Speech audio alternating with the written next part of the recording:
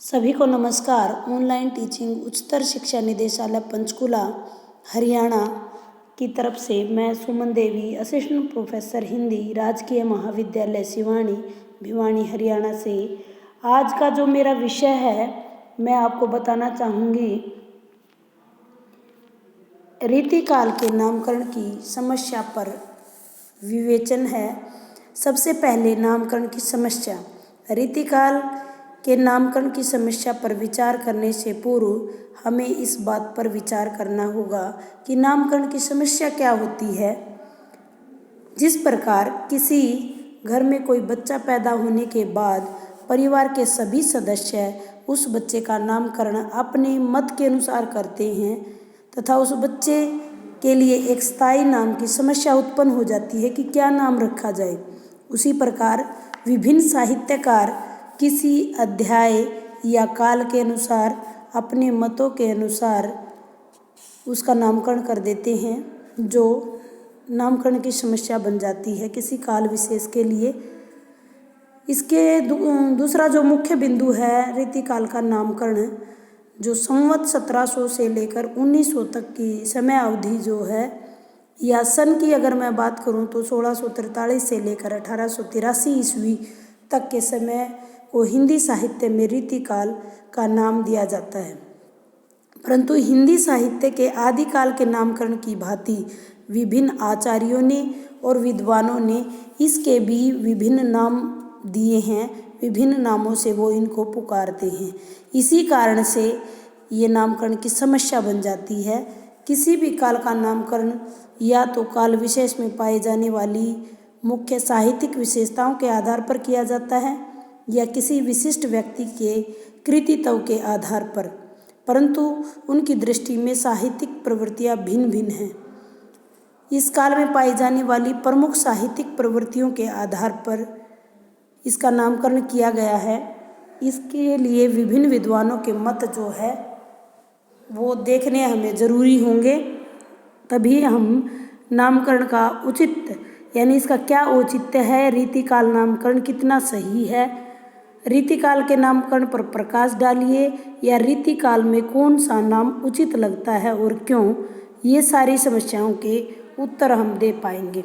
सबसे पहले नामकरण के संदर्भ में मिश्र बंधुओं ने काम किया है। उन्होंने इसको रीतिकाल को अलंकृत काल का नाम दिया है। उनके अनुसार इस काल में कविता की साज सज्जा पर अधिक काम हुआ है। कविता की सजावट के लिए उन्होंने अलंकार को चुना है।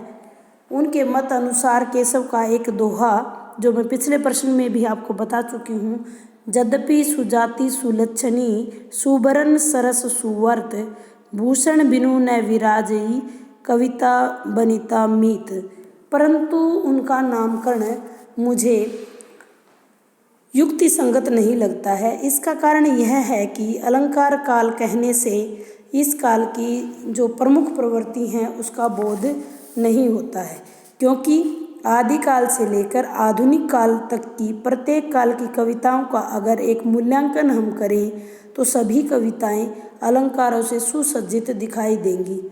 ऐसा करने पर तो सभी काल अलंकृत काल कहलाने के अधिकारी हो जाएंगे।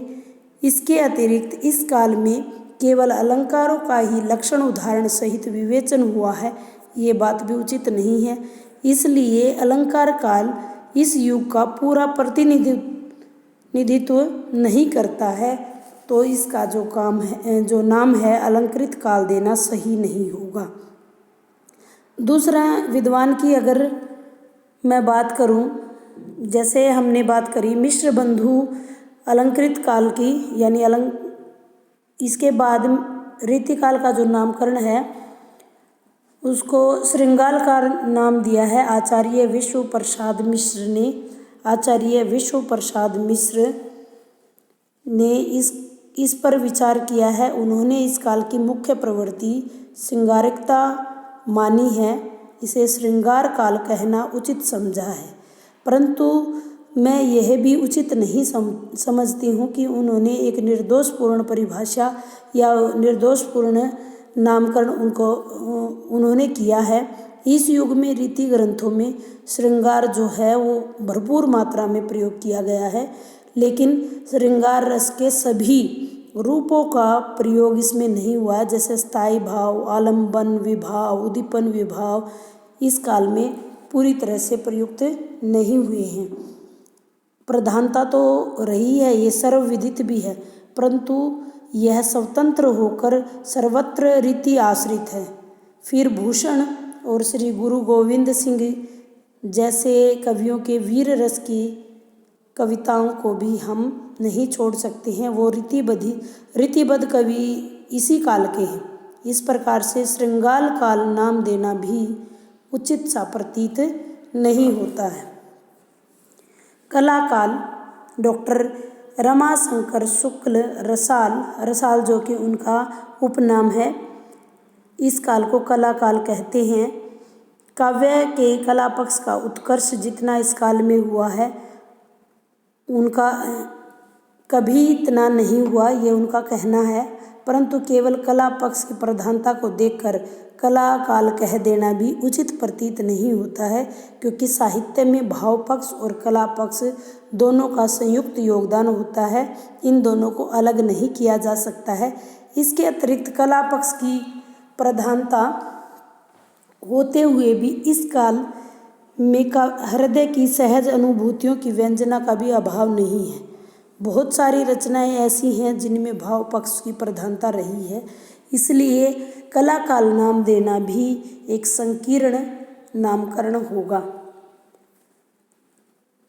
अंत में रीति काल नाम जो सभी नामकरणों को में दर्शाई गई जो प्रवृत्तियां हैं, इसकी संपूर्णता के अभाव को देखकर डॉक्टर आचार्य रामचंद्र शुक्ल ने यह नामकरण दिया है रीतिकाल।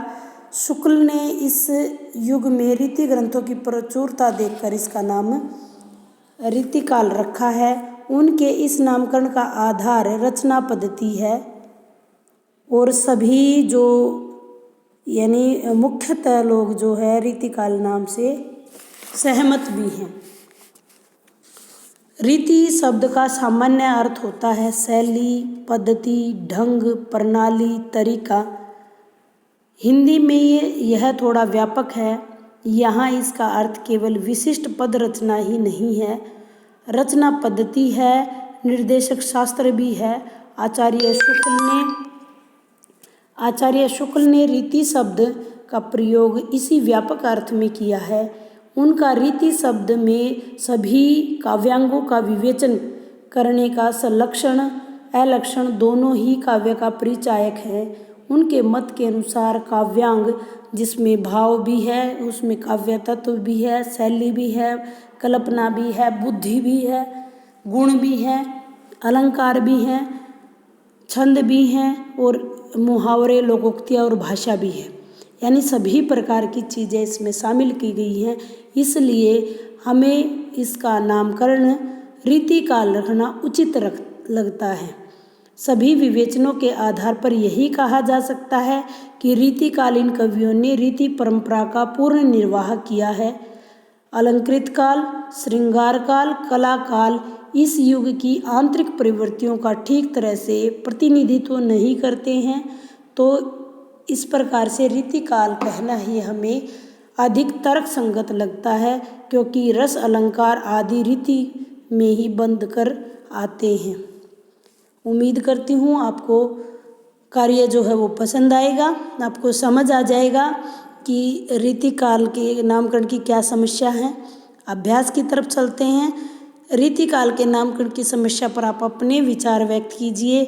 आपको रीतिकाल का नाम उचित क्यों लगता है, अपने विचार रखिए। धन्यवाद।